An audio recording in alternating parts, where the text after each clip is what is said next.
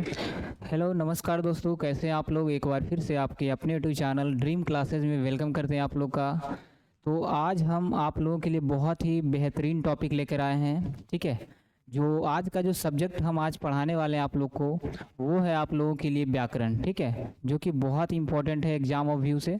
तो चलिए आज की ये बहुत ही खास क्लास है और शुरुआत करते हैं आप लोगों के लिए, जो कि एग्जाम ऑफ व्यू से बहुत ज़्यादा इंपॉर्टेंट है। ठीक है, तो आज हम व्याकरण में पढ़ेंगे क्या। देखिए, व्याकरण जो सब्जेक्ट है वो 9 और 10 दोनों क्लास के लिए बहुत ज़रूरी है। तो बिल्कुल इम्पोर्टेंट क्लास है, तो आप लोग हमारे साथ अंत तक बने रहें। इससे पहले अगर कोई बच्चे हमारे चैनल पर नए हैं तो हमारे चैनल इस ड्रीम क्लासेस जो है 9 एंड 10 दोनों के लिए है, इनको ज़रूर एक बार सब्सक्राइब कर लीजिए। ठीक है, ड्रीम क्लासेस 9 एंड 10 यूट्यूब पर सर्च करिए और हमारा आइकॉन आ जाएगा। ठीक है, उसमें आप हमारे क्लास को देख सकते हैं। ठीक है, तो आज हम पढ़ेंगे क्या, व्याकरण। व्याकरण का वैसे टॉपिक पर बात करेंगे जो एग्जाम ऑफ व्यू से बहुत इंपॉर्टेंट मायने रखता है। ठीक है, तो चलिए शुरुआत करते हैं।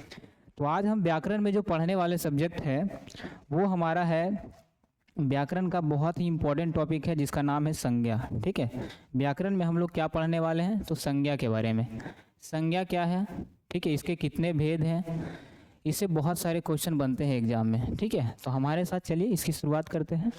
संज्ञा, जिसको इंग्लिश में बोलते हैं नाउन। ठीक है, इंग्लिश का तो ज़रूरत ही नहीं है क्योंकि हम लोग है ना व्याकरण पढ़ रहे हैं हिंदी मीडियम में। चलिए क्या हो जाएगा, नाउन।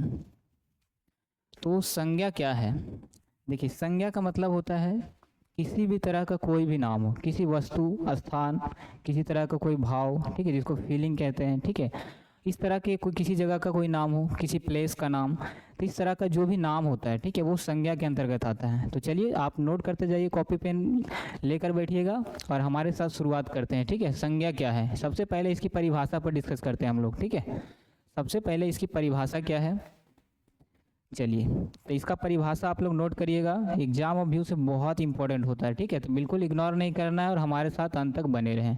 परिभाषा, ठीक है, दिख रहा होगा आप लोग को।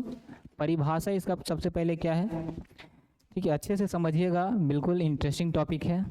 चलिए, तो इसका जो परिभाषा है कि संज्ञा क्या है, तो संज्ञा किसी वस्तु, ठीक है, किसी वस्तु, व्यक्ति, स्थान, ठीक है, तथा भाव,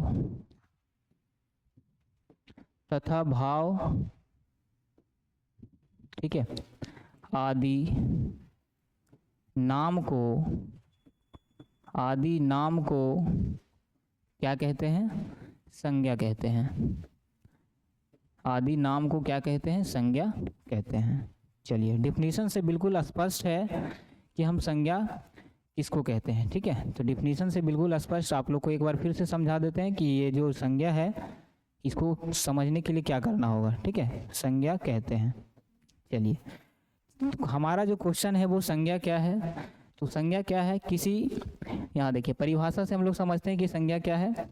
तो संज्ञा क्या है कि किसी व्यक्ति, ठीक है, किसी वस्तु, व्यक्ति, स्थान तथा भाव आदि नाम को हम क्या कहते हैं, संज्ञा कहते हैं। ठीक है, किसी तरह का कोई भी व्यक्ति से खास व्यक्ति का नाम आ जाए, राम, श्याम, मोहन।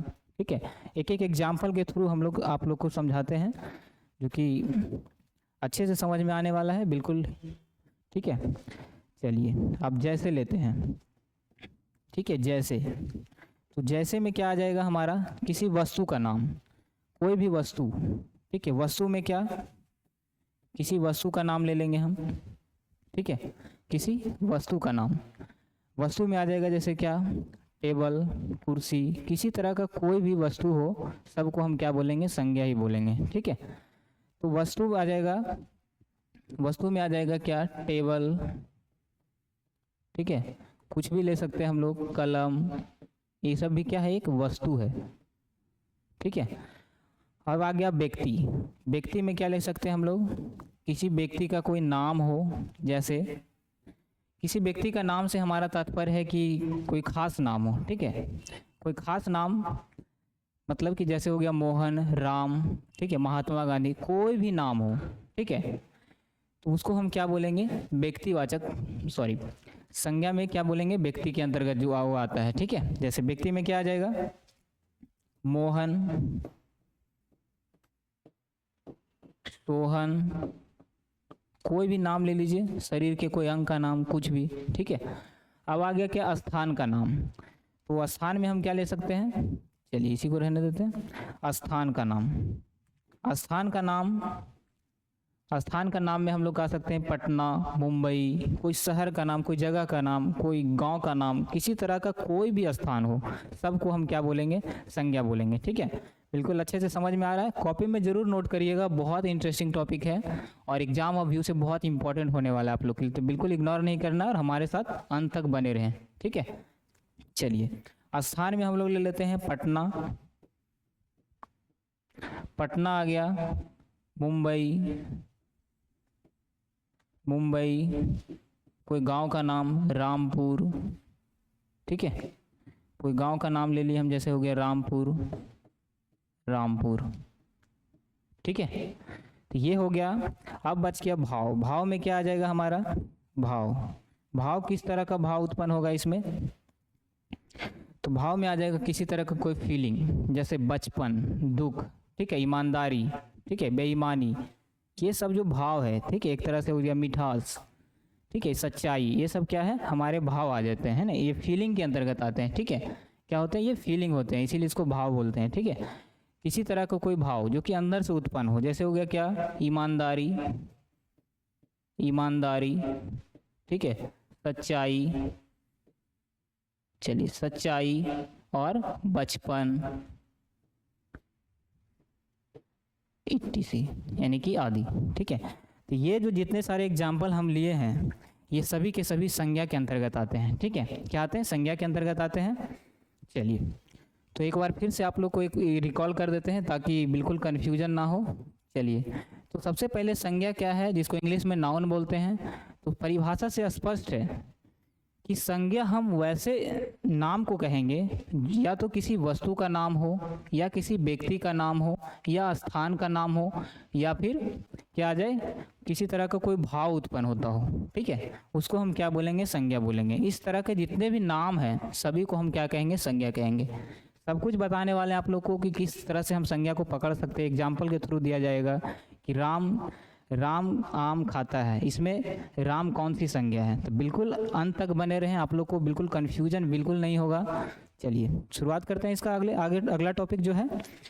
चलिए ये एग्जाम्पल जो है अच्छे से समझ में आ रहा है, ठीक है, कमेंट बॉक्स में बताइए इसका जो एग्जाम्पल आप लोग को अच्छे तरह के समझ में आ गया। आप कन्फ्यूजन नहीं होना चाहिए इसके डिफिनीशन में, ठीक है। बचपन से आप लोग पढ़ते आए हैं, आज के बाद कोई कन्फ्यूजन नहीं होगा, ठीक है। चलिए इसका अगला पड़ाव पर चलते हैं।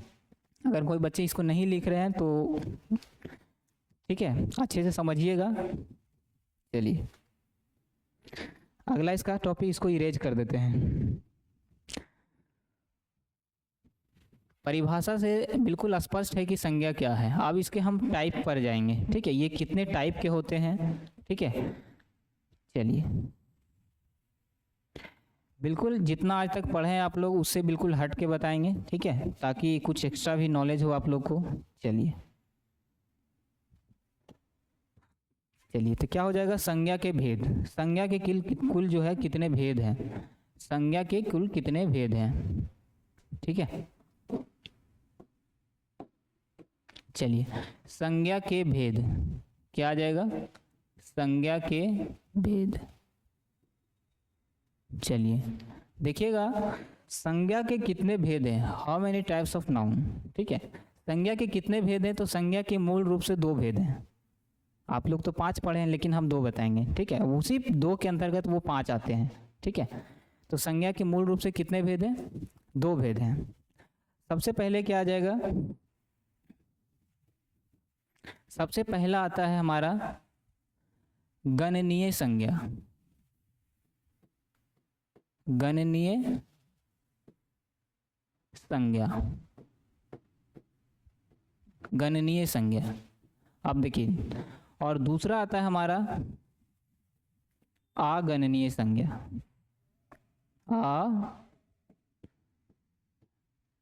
अगणनीय संज्ञा, एक सेकंड रुक जाइएगा। चलिए थोड़ा सा मिस्टेक है बस, क्या हो जाएगा, गणनीय संज्ञा। ठीक है, चलिए ठीक है, गणनीय संज्ञा और अगणनीय संज्ञा।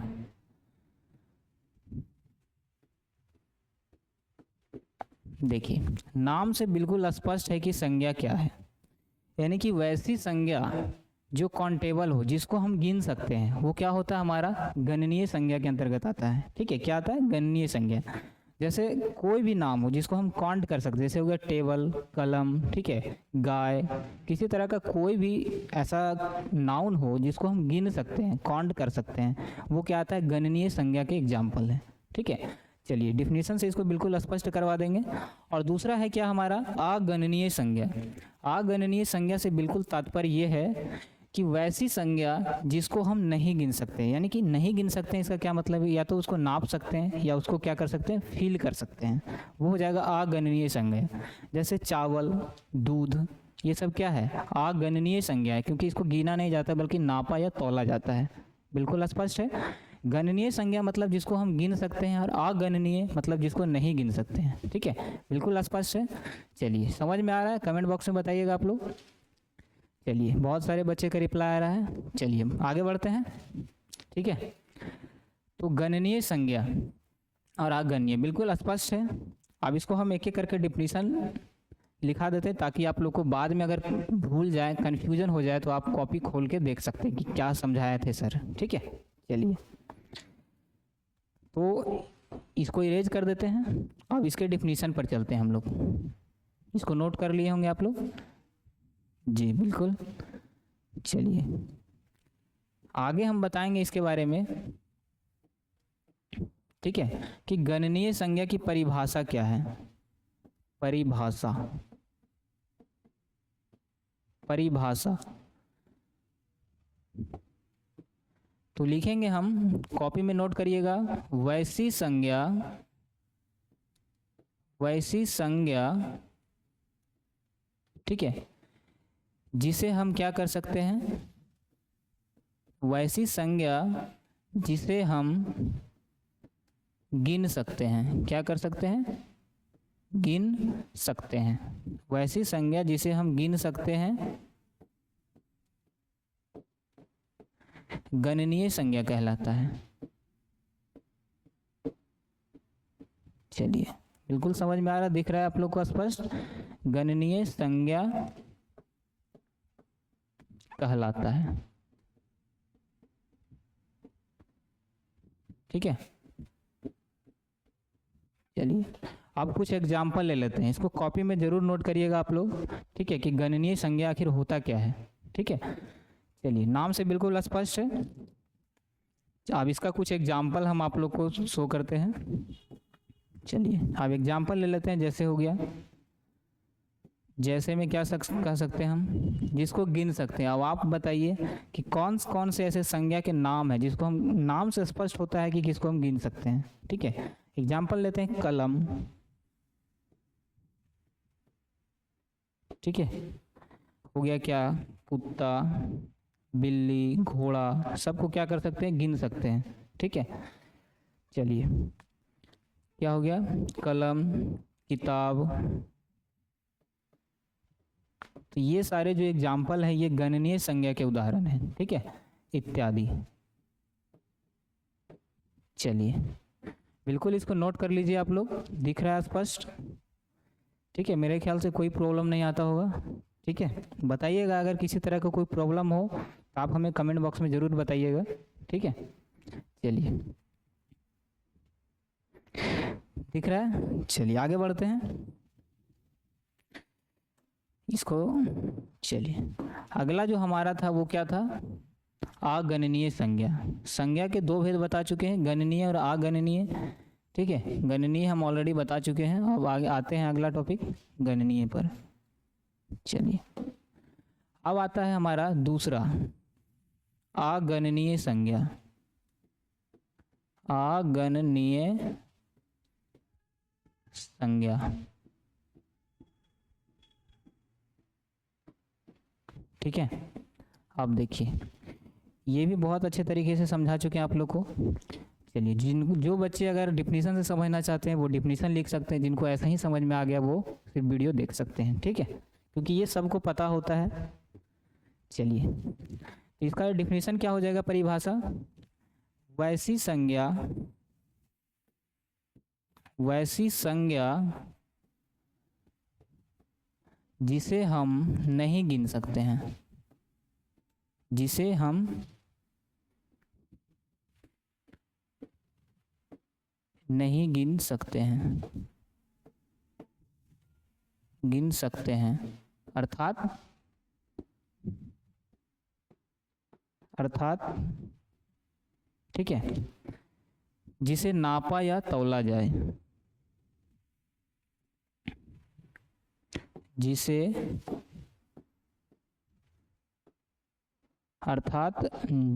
नाप या तौल का बोध हो, नाप या तौल का बोध हो, ठीक है। चलिए, वैसी संज्ञा जिसे हम नहीं गिन सकते हैं, अब नहीं गिनेंगे तो क्या करेंगे, या तो उसको नापेंगे या फिर तौलेंगे, ठीक है। चलिए, अब एग्जाम्पल के थ्रू समझते हैं कि क्या है।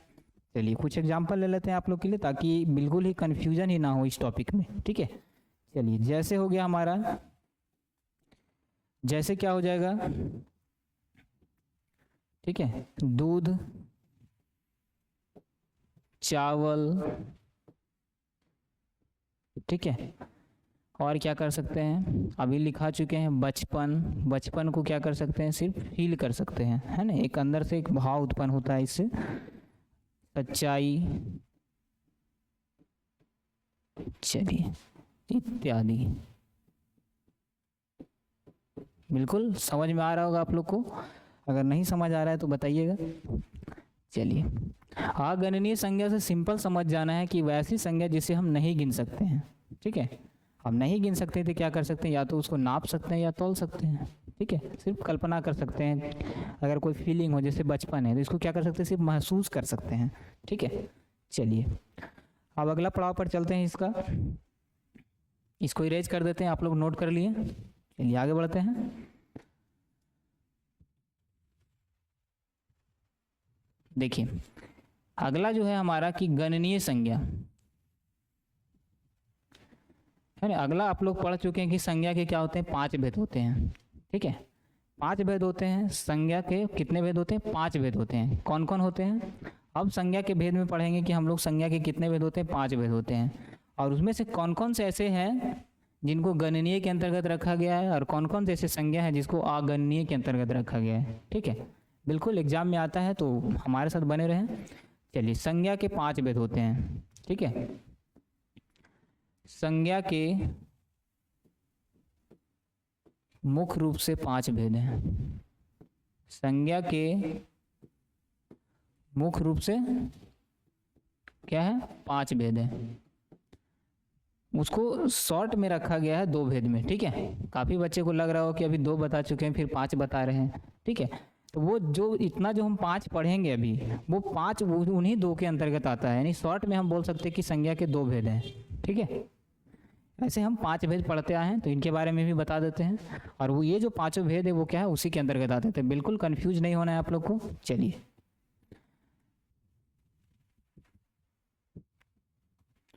संज्ञा के मुख्य रूप से कितने भेद हैं, 5 भेद हैं। 5 भेद हैं। सबसे पहला कौन सा है, चलिए, तो सबसे पहला हो जाएगा हमारा जातिवाचक संज्ञा। जातिवाचक संज्ञा, जातिवाचक संज्ञा, ठीक है, जिसको इंग्लिश में बोलते हैं कॉमन नाउन। चलिए, इंग्लिश से तो यहाँ ज़रूरत ही नहीं है। दूसरा होता है व्यक्तिवाचक संज्ञा। बिल्कुल कॉपी में नोट करते जाइएगा। जो बच्चे अगर समझ रहे हैं तो अच्छी बात है, अगर नहीं समझ आ रहा है बाद में अगर इसको भूल भी सकते हैं, ठीक है, तो इसको नोट करते जाइएगा, ताकि अगर हम कभी भूल भी जाएं, कन्फ्यूजन हो, तो एक बार कॉपी खोल के देखें तो हमें समझ में आ जाए, ठीक है। तो बिल्कुल इसको नोट करना बहुत ज़रूरी है। क्या हो जाएगा, व्यक्तिवाचक संज्ञा। तीसरा हो जाएगा हमारा, यहाँ लिखा चुके हैं 5 भेद है, तो 5 भेद है भाववाचक संज्ञा, भाववाचक संज्ञा। चलिए चौथा हो जाएगा हमारा समूहवाचक संज्ञा। ठीक है, समूहवाचक संज्ञा। ठीक है, और लास्ट जो होगा हमारा पांचवा वो हो जाएगा द्रववाचक संज्ञा। ठीक है, द्रववाचक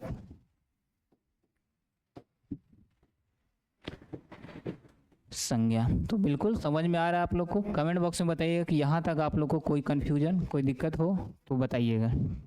चलिए इसको नोट कर लीजिए आप लोग। ठीक है, आगे बढ़ें। चलिए ठीक है, जातिवाचक, व्यक्तिवाचक, भाववाचक, समूहवाचक और द्रव्यवाचक। चलिए इसको थोड़ा इंट्रोड्यूस कर देते हैं कि क्या है ये। जातिवाचक का मतलब हुआ कि वैसी संज्ञा जो जिसके अंतर्गत सभी आ जाते हो। ठीक है, जातिवाचक जैसे हो गया क्या, गाय।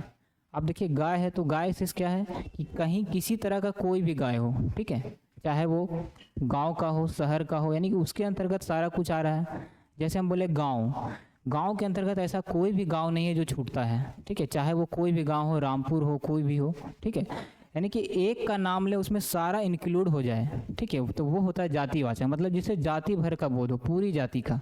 हम बोले राजधानी, अब राजधानी ऐसा थोड़ी है कि पटना का राजधानी, मतलब बिहार की राजधानी पटना होता है। ठीक है, उड़ीसा का भुवनेश्वर होता है। तो सबको हम क्या बोलेंगे, राजधानी बोले, यानी राजधानी बोलते तो सारा कुछ आ जाता है। मतलब एक का नाम ले और पूरा आ जाए। समझ में आ रहा है? ठीक है, जैसे हुआ कुत्ता, बिल्ली। ठीक है, मतलब एक का नाम ले और उसपे पूरी जाति का बोध हो जाए तो उसको हम कहेंगे क्या, जातिवाचक संज्ञा। चलिए व्यक्तिवाचक में क्या आ जाएगा हमारा, तो व्यक्तिवाचक किसको हम बोलेंगे, जिससे किसी खास व्यक्ति का बोध हो। ठीक है, अब जैसे हम बोले राम यहाँ आओ। ठीक है, तो राम को हम बुला रहे हैं तो मोहन नहीं आएगा, क्यों, क्योंकि हम राम को बुलाएं। तो इससे क्या पता चल रहा है कि खास एक ही आदमी को हम बुला रहे हैं और जिसको हम बुलाएं वही आएगा। राम हो गया, महात्मा गांधी हो गया, मोहन हो गया, सोहन हो गया, किसी तरह का कोई भी व्यक्ति का नाम हो लेकिन खास होना चाहिए। ठीक है, नाम तो एक से अधिक होता ही है लेकिन हम इंडिकेट जिसको करेंगे वो क्या है, हमारे लिए खास है, सिर्फ वही आएगा हमारे पास। ठीक है, चलिए बिल्कुल कोई कन्फ्यूजन नहीं है। तो इसका एग्जाम्पल हम आप लोग को डेफिनेशन के थ्रू बता देंगे, अभी सिर्फ समझ लीजिए एक बार।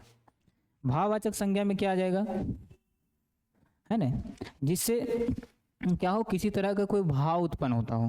भाव मतलब कैसे हो गया, दुख, सुख, ये सब क्या अंदर की फीलिंग है। ठीक है, जिसको हम देख नहीं सकते, सिर्फ फील कर सकते हैं, जिसको महसूस किया जाता हो, वो आ जाएगा भाववाचक संज्ञा के अंतर्गत। ठीक है, जैसे ईमानदारी हो गया, बचपन हो गया, बचपन की यादें, है ना, इस तरह से मतलब जो भी आप फील कर सकते हैं उसको सिर्फ। ठीक है, तो वो आ जाएगा भाववाचक संज्ञा के अंतर्गत। ईमानदारी, बेईमानी, ये सब क्या है, सिर्फ फील किया जाता है समझ में। आप किसी व्यक्ति को देखकर आप ये नहीं बता सकते कि वो बेईमान है या ईमानदार है, चोर है या इंसान है। ठीक है, सिर्फ उसको क्या कर सकते हैं, उसको देख करके उसको फील किया जाता है ना। चलिए आगे बढ़ते हैं। समूहवाचक संज्ञा, समूहवाचक संज्ञा के अंतर्गत क्या आ जाएगा, ठीक है, जिससे समूह अथवा समुदाय का बोध हो। मतलब एक का नाम ले और उसमें मतलब जैसे हो गया क्या, भीड़। भीड़ कभी एक आदमी से भीड़ नहीं होता है, जब भी रहेगा तो एक से ज़्यादा ही रहेगा। ठीक है, अब भीड़ से स्पष्ट है कि एक से ज़्यादा आदमी होगा। ठीक है, किसी तरह का कोई वर्ग हो, अब वर्ग है तो क्या रहेगा, एक आदमी का तो कोई वर्ग होता नहीं है, एक समाज, एक ग्रुप। ठीक है, तो वो क्या होता है, एक से ज़्यादा ही होता है। तो नाम से बिल्कुल स्पष्ट है कि समूहवाचक संज्ञा क्या है। अब देखिए अब आ जाएगा क्या, द्रव्यवाचक संज्ञा। तो द्रव्यवाचक संज्ञा का स्पष्ट है कि जिससे द्रव या धातु का बोध हो या जिसे नापा या तौला जाए। ठीक है, चलिए बिल्कुल अच्छे से समझिएगा। द्रववाचक संज्ञा क्या है, जिसको नापा या तौला जाए। जैसे दूध हो गया, चावल हो गया, ये सबको नाप सकते हैं, तौल सकते हैं। चावल को गिन तो नहीं सकते हैं, है ना। तो ये क्या हो जाएगा, द्रववाचक संज्ञा। ठीक है, अब आप ही बताइए कि जो हम बता चुके थे पहले, गणनीय और अगणनीय, वो कौन कौन से ऐसे संज्ञा है जो गणनीय के अंतर्गत आएंगे और कौन कौन से ऐसे संज्ञा है जो अगणनीय के अंतर्गत आते हैं। सिंपल नाम से स्पष्ट है, जिसको हम गिन सकते हैं। ठीक है, चलिए समझ में आ गया यहाँ तक आप लोग को, आगे बढ़ते हैं। नोट कर लिए होंगे, अब आगे बढ़ते हैं। आपको एक एक करके सारा एग्जाम्पल आप लोग को समझाते हैं। एक सेकेंड, ठीक है, सबका डेफिनेशन से बिल्कुल एक बार समझ लीजिए और कॉपी में नोट कर लीजिए, ताकि बाद में अगर कन्फ्यूजन हो तो आप उसे एक बार देख सकते हैं। ठीक है, चलिए शुरुआत करते हैं।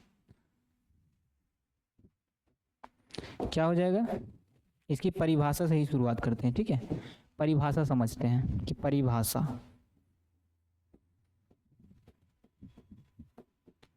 परिभाषा, ठीक है, लिखिएगा वैसी संज्ञा, बिल्कुल छोटा छोटा, डेफिनेशन तो रटने का जरूरत ही नहीं है, क्योंकि एक बार आप कॉन्सेप्ट समझ लीजिए तो आपको जिंदगी भर नहीं भूलेंगे। ठीक है, एक बार सिर्फ आप कंसेप्ट समझ लीजिए तो आप उसको कभी भी नहीं भूल पाएंगे। ठीक है, तो समझना जरूरी है। ठीक है, चलिए, तो वैसी संज्ञा, वैसी संज्ञा जिससे, जिससे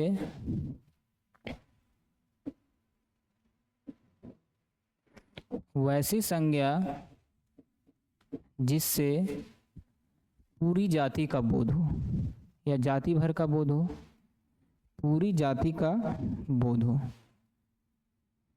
जिससे क्या हो, जाति भर का बोध हो, जाति भर का, ठीक है, वैसी संज्ञा जिससे क्या हो, जाति भर का बोध हो, जाति भर का बोध हो, कॉमा देके लिखिएगा, जातिवाचक संज्ञा कहलाता है, जातिवाचक संज्ञा कहलाता है, जातिवाचक संज्ञा कहलाता है। चलिए, हमको पता है कि आप लोग को समझ में आ गया होगा, अगर कभी भूल जाए तो इसके लिए आप एक बार इसको जरूर नोट कर लीजिए, ताकि कभी कन्फ्यूजन ना हो आप लोग को। ठीक है, चलिए इसका एग्जाम्पल लिख देते हैं, बहुत इजी है। एग्जाम्पल में क्या लिख सकते हैं हम लोग, बिल्ली, है ना, गांव, शहर, है ना, ये सब में क्या पता चल रहा है कि हम एक का नाम ले रहे हैं। जैसे हो गया शहर, अब शहर है तो जितना भी पूरा दुनिया में, पूरे वर्ल्ड में जितने भी शहर हैं सब इसके अंतर्गत आ जाएंगे, चाहे वो नाम कोई भी हो। ठीक है, सभी इसके अंतर्गत ही आएंगे। अब कहीं अदर कंट्री का भी शहर रहेगा तो उसको हम शहर ही बोलेंगे, ना कि शहर को गांव बोलेंगे। मतलब एक का नाम हम बोल रहे हैं, उसमें सारा जाति आ रहा है। ठीक है, चलिए गांव हो गया, बिल्कुल अब स्पष्ट है, इसको एक बार नोट कर लीजिए, आप लोग दिख रहा होगा। चलिए आगे बढ़ते हैं, इसको इरेज कर देते हैं। ठीक है, अब दूसरा आ जाएगा हमारा व्यक्तिवाचक संज्ञा। ठीक है, दूसरा क्या आ जाएगा, व्यक्तिवाचक संज्ञा। बिल्कुल फास्ट खींचेंगे अब, क्योंकि सबको, सारे बच्चे का रिप्लाई आ रहा है कि समझ में आ गया, आगे बढ़िए। ठीक है, चलिए दूसरा है हमारा व्यक्तिवाचक संज्ञा। बिल्कुल डेफिनेशन जरूर नोट करिएगा, व्यक्तिवाचक संज्ञा। चलिए, व्यक्तिवाचक संज्ञा में क्या आ जाएगा, वैसी संज्ञा जिससे, जिससे किसी खास, ठीक है, वैसी संज्ञा जिससे किसी खास व्यक्ति का बोध हो।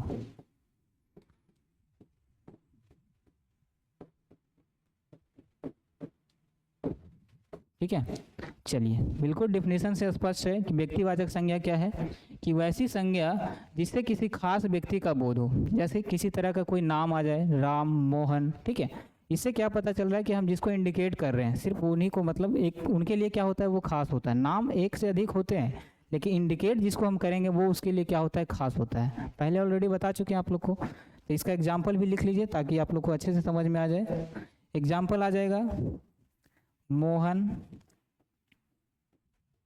ठीक है, सोहन, कोई भी नाम ले लीजिए। ठीक है, महात्मा गांधी। चलिए, शरीर के अंग का कोई भी नाम आ जाए, सब इसी के अंतर्गत आएगा। ठीक है, चलिए बिल्कुल इसको नोट कर लीजिए। चलिए आगे बढ़ते हैं। ठीक है, अगला जो तीसरा टॉपिक होगा हमारा, ठीक है, तीसरा टॉपिक है हमारा क्या, भाववाचक संज्ञा। भाववाचक संज्ञा, बिल्कुल नाम से ही स्पष्ट है कि भाववाचक संज्ञा क्या है। ठीक है, एग्जाम्पल से समझ जाइए। चलिए डिफिनीशन पहले लिखिएगा कि वैसी संज्ञा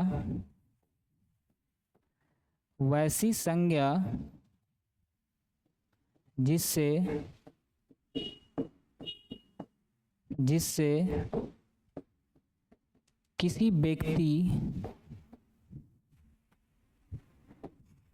किसी व्यक्ति के गुण, धर्म तथा स्वभाव इत्यादि का बोध हो,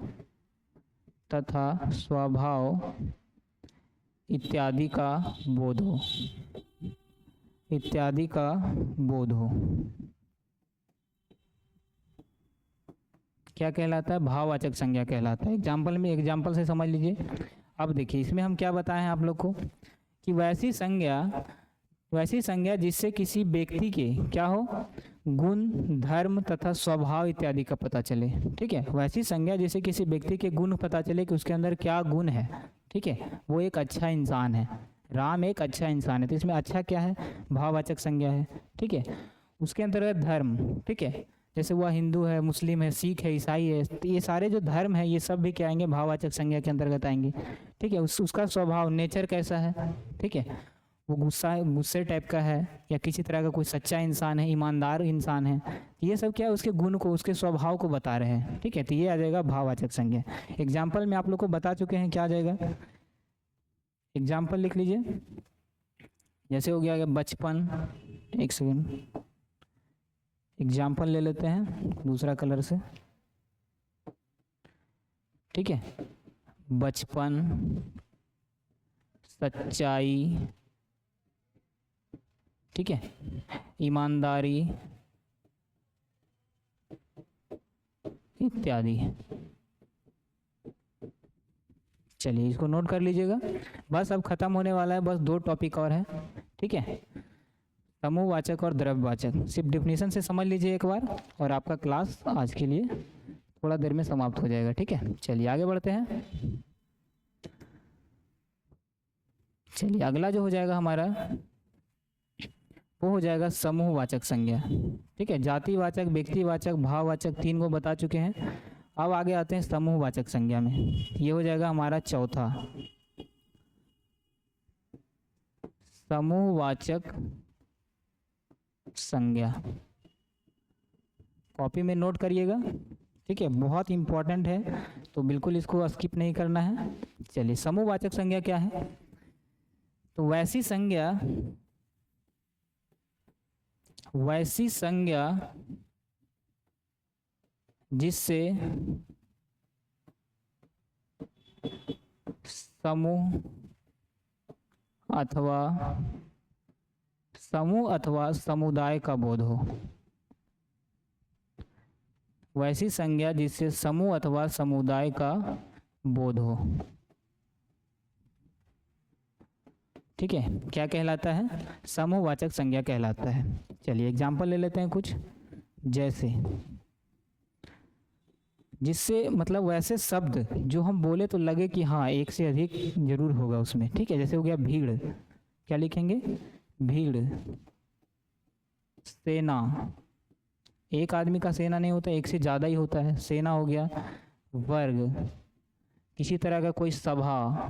ठीक है, ये सारे से क्या पता चल रहा है कि इसमें नाम तो एक का पता चल रहा है। ठीक है, एक का नाम ले रहा है, इसमें क्या आ रहा है, एक से ज़्यादा का बोध हो रहा है। ठीक है, तो ये आ जाएंगे क्या, समूहवाचक संज्ञा के एग्जाम्पल है। ठीक है, इसको नोट करिएगा, बिल्कुल किसी तरह का कोई कन्फ्यूजन नहीं होगा आज के बाद। चलिए आगे बढ़ते हैं। हमारा ये लास्ट है द्रव्यवाचक संज्ञा। ठीक है, द्रव्यवाचक संज्ञा,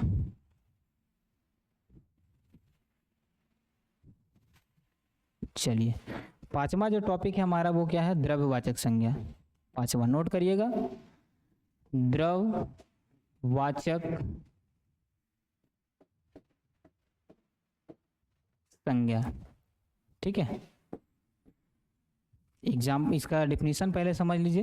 द्रव नाम से स्पष्ट है कि जिससे किसी द्रव या धातु का बोध हो, है ना, किसी लिक्विड पदार्थ का बोध हो, है ना। कोई क्या लिख सकते हैं हम लोग, वैसी संज्ञा जिससे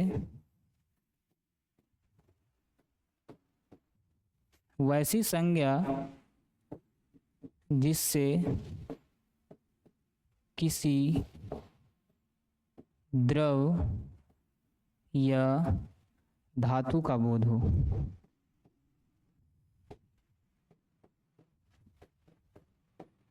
किसी द्रव या धातु का बोध हो क्या कहलाता है, द्रववाचक संज्ञा कहलाता है। ठीक है, द्रववाचक संज्ञा कहलाता है। ठीक है, आगे लिख लीजिएगा आप लोग। चलिए, यानी या फिर इसके जगह हम लिख सकते हैं वैसी संज्ञा जिसे नापा या तौला जाए। ठीक है, वैसी संज्ञा जिसे नाप या तौल सकते हैं क्या कहलाता है, द्रववाचक संज्ञा कहलाता है। एग्जाम्पल से ले लेते हैं। ठीक है, एग्जाम्पल में क्या आ जाएगा, जैसे में, जैसे, इसको जरूर नोट करिएगा। ठीक है, क्योंकि आप लोग के एग्जाम के लिए बहुत इंपॉर्टेंट है, इसको नोट करना ना भूलें आप लोग। चलिए, एग्जाम्पल इसमें क्या आ जाएगा, चावल, दूध, है ना। यानी वैसे द्रव जो है, वैसे धातु जिसको हम क्या कर सकते हैं, या तो नाप सकते हैं या फिर तौल सकते हैं। ठीक है, जैसे हो गया जिसको नापा जाए उसको क्या हो जाएंगे, जैसे हो गया दूध, दूध को क्या कर सकते हैं, नापते हैं यानी तौलते हैं। ठीक है, चावल हो गया, यानी पेट्रोल, तेल, ये सारे जितने भी हैं, तेल इत्यादि, ये सब क्या है, ये सारे के सारे क्या हैं, द्रव्यवाचक संज्ञा के उदाहरण हैं। तो उम्मीद करते हैं आज का जो सेशन है आप लोग को बहुत इंटरेस्टिंग लगा होगा। अगर वीडियो अच्छा लगे तो नीचे कमेंट बॉक्स में बताइएगा। ठीक है, चलिए, तो आज का जो सेशन है हम यहीं पर ख़त्म करते हैं। अगले फिर आएंगे एक बहुत ही इंटरेस्टिंग टॉपिक के साथ। चलिए, ठीक है।